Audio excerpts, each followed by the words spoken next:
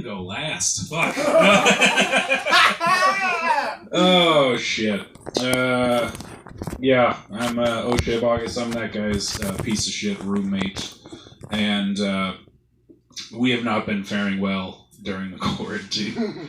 Just video games and watching Joe Rogan Experience on a loop, and ooh, I'm programmed. And oh fuck! It comes to a head every day at 8 o'clock at night when the city erupts in a cacophony of misguided support. 8 p.m. people start howling and fucking playing like a metronome of someone hitting a cowbell and shooting air horns. And Nyland every night watches his cat scream in terror at the fact that the city has been taken over by dogs. And then he sees me have a PTSD flashback. Just, I hear people start howling, and I'm not sure if it's the video game I'm playing or the terror I experienced in Iraq. I'm not sure which of those two things it is, but I formulate a plan pretty quickly. I have a sack near me. I can carry enough food for 3 blocks. Oh, fuck. I was in the military. That's why I have PTSD. Well, actually, that's not why I have PTSD. I have PTSD because I got hit by a car in Portland, Maine. In the military, it was pretty fine. I didn't really get upset that much in the military. But at one time, I went to Portland on a Thursday, and I called a buddy of mine before I headed out, and I was like, "Hey, could you like clear off your couch so I can sleep at your house?" And he's like, "No, I'm having a fight with my fiance. Like, you can't, I can't help you." And I was like, "Is it going to be different when she's your wife? Just fucking clear off the couch." and he's like, "Nah, give me a call in a couple hours." And I hung up the phone and I drove to Portland. And I called him again and he was like, "I still can't help you. Good luck." So I just started walking around Portland, and I tried to find a open mic for comedy. This is like the first. I don't think I'd even been on stage yet. So I was just walking around, going into bars, harassing people, just trying to be funny, and I wasn't. And I went to this whiskey bar, and I drank like 6 like doubles. And then I asked, fucking, is there even any comedy in this city? And they're like, "Yeah, it's over in the old part of town. It's just where all the street and the sidewalks are cobblestones. Just walk over there." I was like, "Cool." And I left my ID at that bar. And I walked outside and I came upon this five-way intersection. And I guess they do a lot of night construction in Portland, Maine. Because there was like a fucking 10-ton here, a 10-ton behind it, a 10-ton in front of me, and then one coming on the fucking angle. So I was like, I'm not even going to fucking try to get it. I am not safe in the crosswalk here, so I'm going to walk down a little bit, and I'm going to pass behind this fucking construction vehicle. So I walked down, and then I stepped on the street, and I looked left, and I was like, no one's coming. And I went around the 10-ton dump truck, and I looked right, and instead of the street, I saw stars.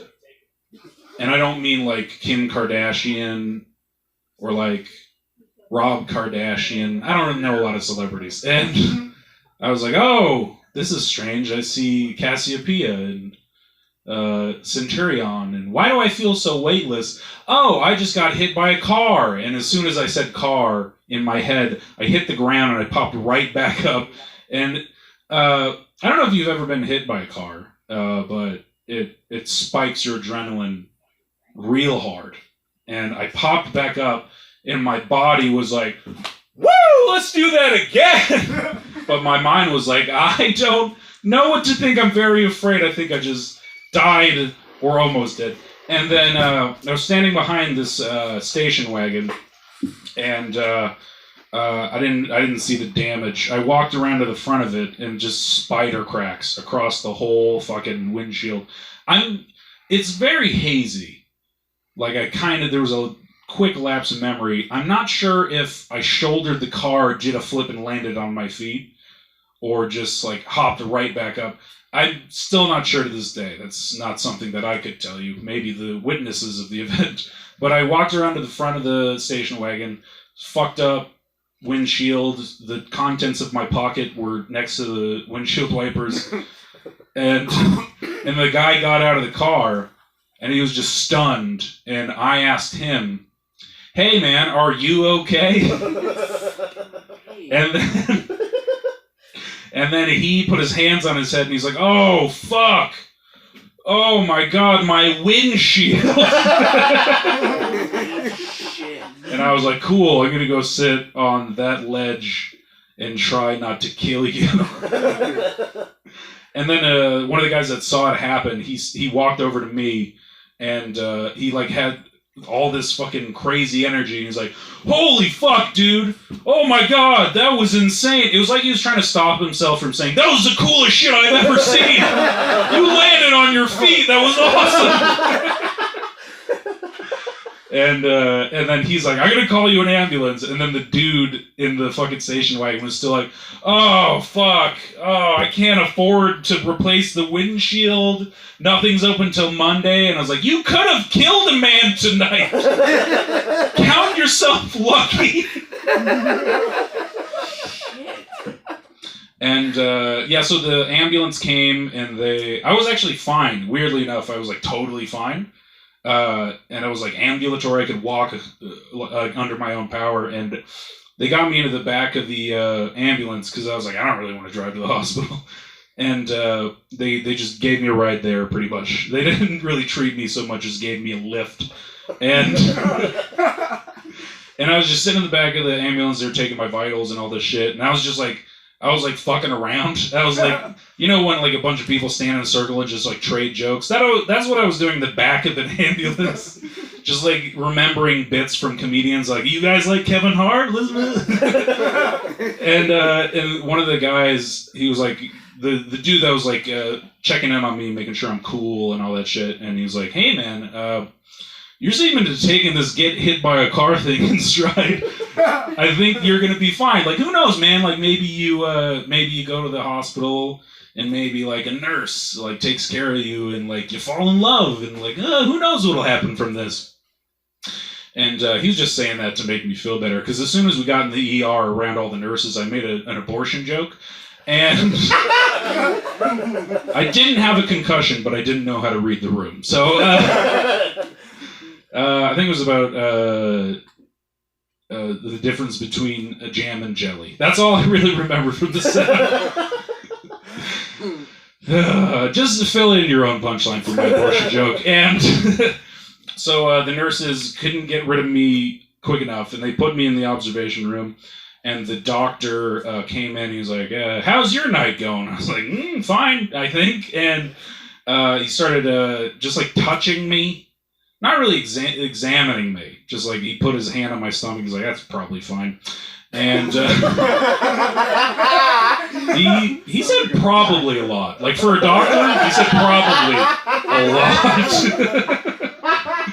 And then he put his arms around me, like he was hovering over me. He put his arms around me, and then he fucked me. No, no, he put his arms around me. This was before Me Too. He put his arms around me, and then he put his hands under my body. I was laying on my back. He put his hands under my body, and then started doing a maneuver like this down my back. And he's like, "All right, that's good." And I was like, wait a second. I'm in the military.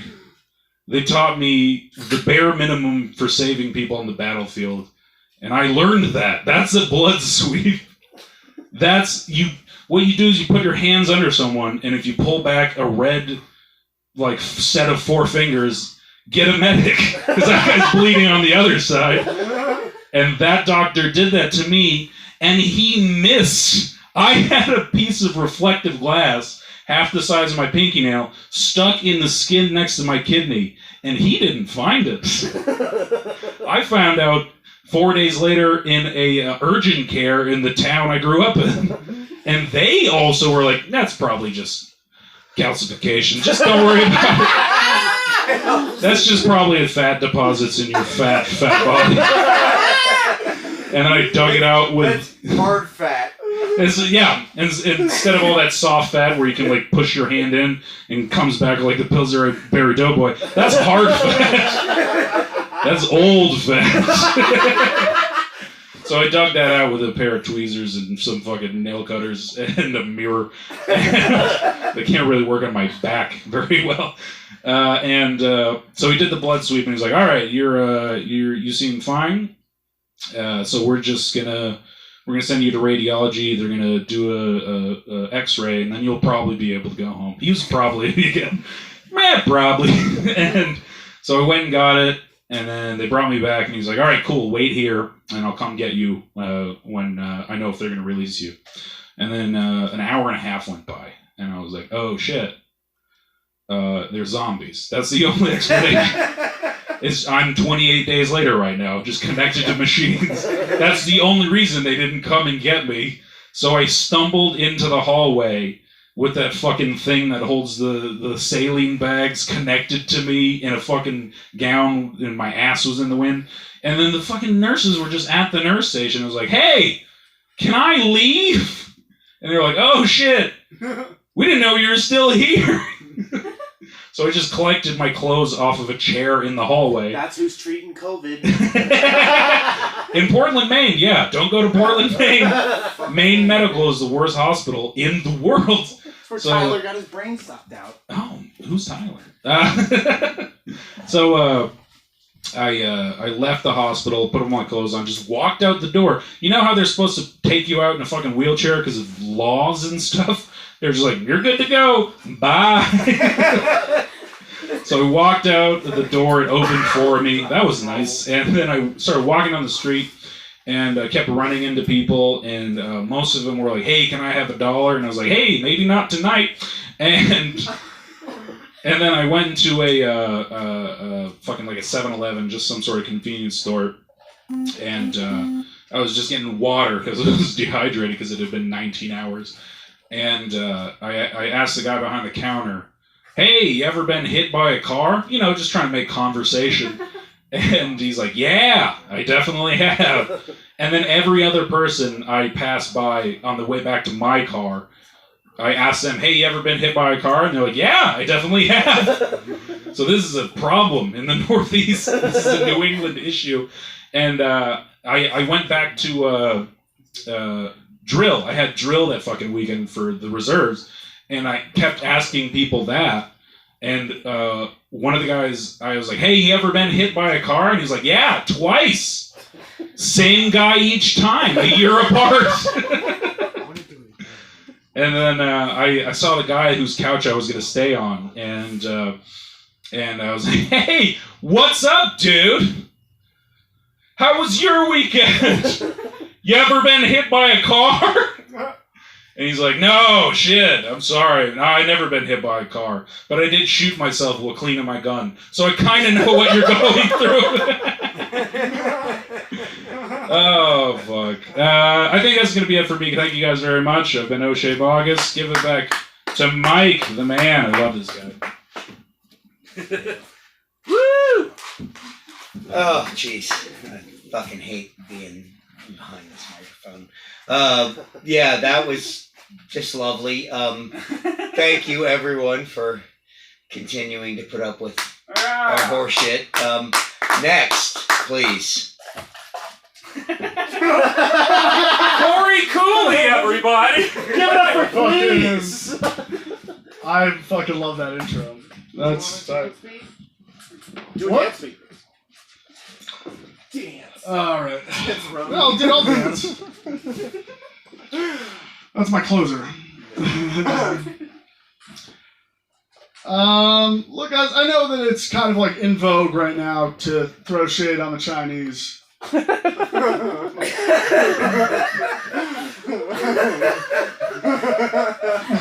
get it, alright? I've seen a lot of people. Like literally? I've seen a lot of people out there up in big old ivory towers of judgment pointing a lot of fingers at the Chinese over this. And what I want to say is like, yeah, it's easy to judge. It's easy for you to judge them when you've never tasted a bat. You know what I mean? You have no idea how delicious bats could be. I don't know, but probably.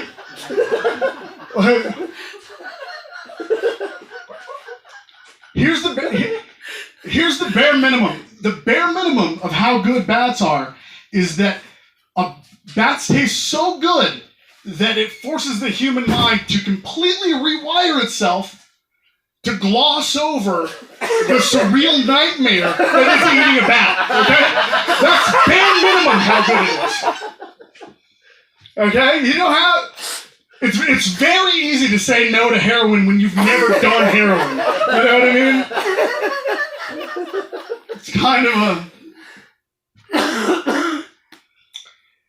like you don't know what it's like to live with that temptation, to know that there are delicious, tender, decadent strips of meat hanging in the attics of every building. It's like a bunch of little Slim Jims just hanging from the rafters. Right for the picking. You just go through and grab, you know? You ever done that? You ever snap into a rafter bat? Huh? Because if not, you better keep that holier-than-thou high horse bullshit to yourself. They're fucked. You know, it's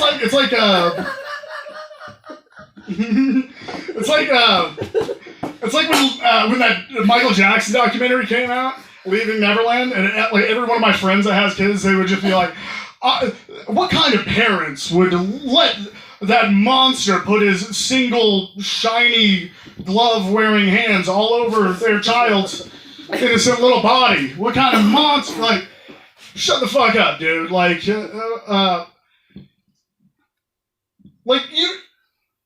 don't know what you would do in that situation, and you never will, because nobody is paying to fuck your disgusting, stupid child.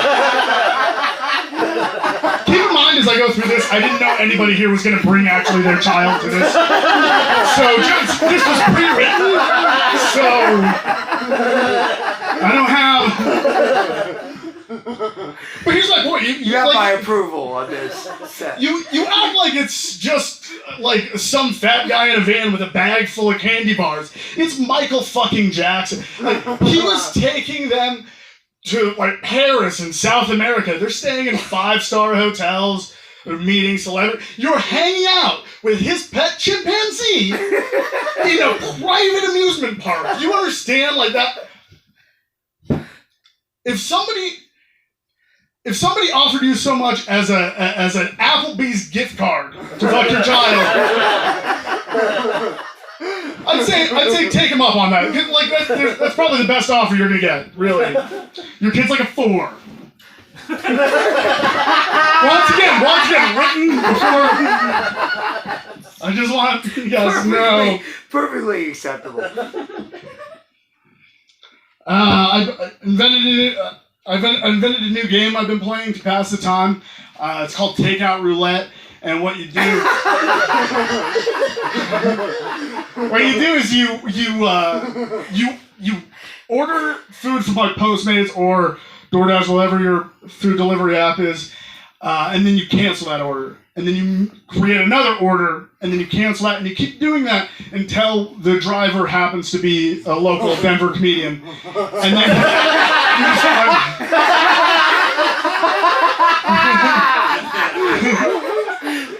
then you just like awkwardly hold him up in the elevator, and you're like, listen, can you please listen to this bit I've been working on? I'll tip you 50%. You can keep the food. I don't even give a shit. I just need feedback at this point. I don't even know what's funny anymore. Please. Let's see. I just found out the other day that the band B-52 is like, you know, Rock Lobster loves it. I just found out the other day that they're from Georgia. I don't know why that seems so weird to me. That fucked with me for a minute. Until I thought about it for a while, I was like, if you think about it, Love Shack is basically a song about a girl asking you if you want to go fuck in a shed. Like, so, which is a very Georgia proposition, I feel like. You know what I mean? Like, let's go fucking a shed might be their state motto. Like, if you nobody would be surprised if you read that on Wikipedia. You'd be like, yeah, it's, sure. Because here's the thing, there are only two kinds of buildings in Georgia. It's either a giant circus tent revival church or a shed. So you have limited places you could fuck.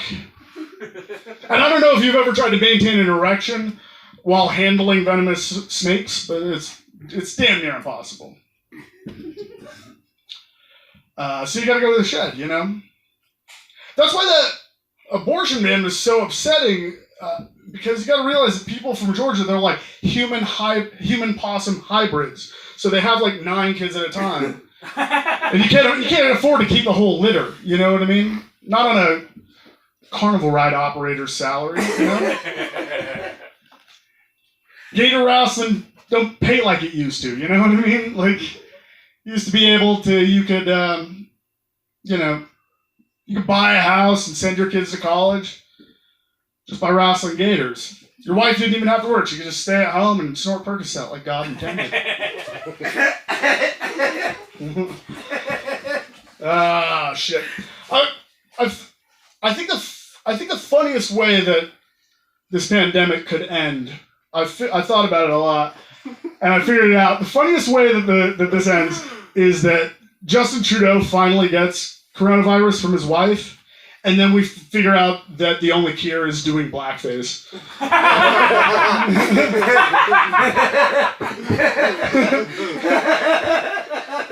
It's just Justin Trudeau, like, barely clinging on to life, just, like, looking at himself in a mirror, just being like, I swore I would never go back. I promised the people of Canada that this part of my life was behind me. I'm a better man now.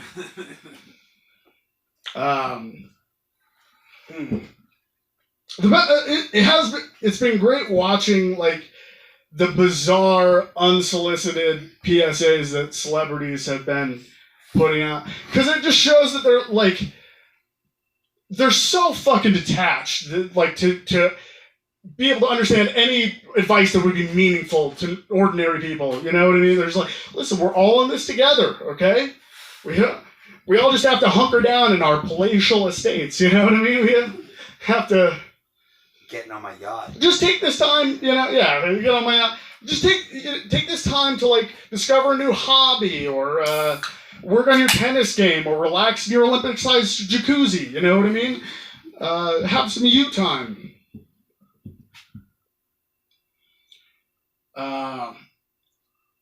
Fuck, I'm forgetting this joke. Hold on, it's a thing. I'm gonna work my way around to it. The joke is that I'd have a jacuzzi. See the beans in the... No, you're getting the joke. You know what? I got the start of it. Just We're finish with it. you. Yeah, just remember that great B-52s joke I had earlier? Come on.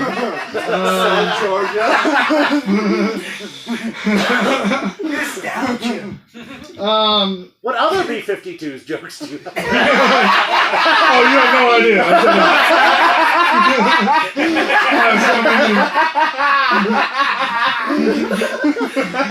They better be good. Well, listen, I'm not going to do it, but I could just sing Love Shack from beginning to end right now. I'm not going to do it, but I know that it would work. But they're like, listen, you gotta be safe out there. Coronavirus germs that could be hiding anywhere, even in your brand new Tesla. So you gotta make sure your maid really gets in there with the plug. Safety is the most important thing right now. Sometimes that means reporting your neighbor's children to the police for standing in their own yard. Sometimes it's putting on an N95 medical mask before screaming racial epithets at a 50-year-old Guatemalan cleaning lady. You gotta make sure that you're properly maintaining and sanitizing the 100 ventilators you've been hoarding since January. Make sure you're washing your monocle with hot water and stuff. everything's like a petri dish you're putting on your head. Like, you gotta... Monocle is key. It's key. You gotta wash it. Hot water for 30 seconds. If you don't want to count, then you can just recite the invocation for Baphomet or sing the first 2 verses of Putting on the Ritz. You know what I mean? If you're blue and you don't know where to go to the guillotine. We're gonna eat the rich. All right. So I read an article about like how cam girls. You know cam girls. I'm aware. Personally, you know. You think you know them? My exes, yes. Yeah. Everybody's exes now. Listen, you're. But they were complaining because they were like we don't know how to we can't like keep up with the demand. You know what I mean? I can't dildo myself for a month. Right. Right. And that's what I'm saying is like, you know. We don't have sports anymore. You know, you can't go to church. They canceled the Juggalo family gathering. All we have left is jerking off. You know what I mean? Yeah, woo woo. All we have left is jerking off. So, like, cam girls are the closest thing we have to professional athletes. And Heroes. They need to start acting like it though. They need to start training like UFC fighters. You know what I mean? I'm talking cryotherapy. I'm talking hormone replacement. Soaking your tits in Epsom salt. You know what I mean? You gotta oil that pussy up like a baseball glove. Keep that shit supple. There is an army of perverts just pouring their entire stimulus check into chatterbait tokens. And they're coming for you. And they got a lot of requests, alright? So you need to have some late nights in the office, if you know what I'm saying. And think about that, like they, you know, we should call, like they're, you know, we debate about who's essential and who's not, but it's like, you know, for a girl to, you know, sit down and come up with a sexy Tiger King cosplay at the drop of a hat while every lingerie store is closed. I mean, that's a hero. like every night, like we're howling in like support of the medical industry. You know what I mean? Like, I don't know if there are any cam girls watching this live stream. It's like, you'll take a discount on their OnlyFans. I'm here to support you. Like at the end of the night, you know, when she said, like, when the last few incels have trickled out of her chat and she's rinsing off that distended gray ghost of a vagina, like a wilted head of lettuce between her legs, and she's thinking, when is somebody gonna howl for me?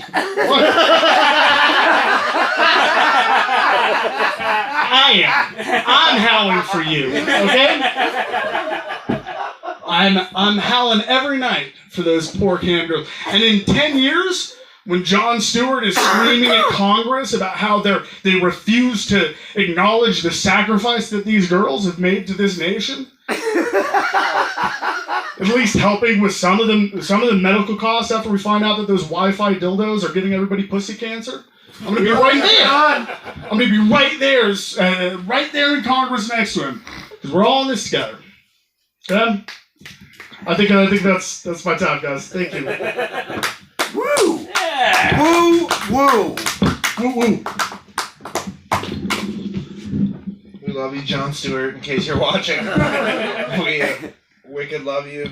I am Neo's blonde brother, and we're here to thank you very much for coming out for the Covideo, and we're going to be doing some more of these, hoping you can watch. That is, of course, if you survive. And have a great evening, and see you soon. Cheers. Yeah.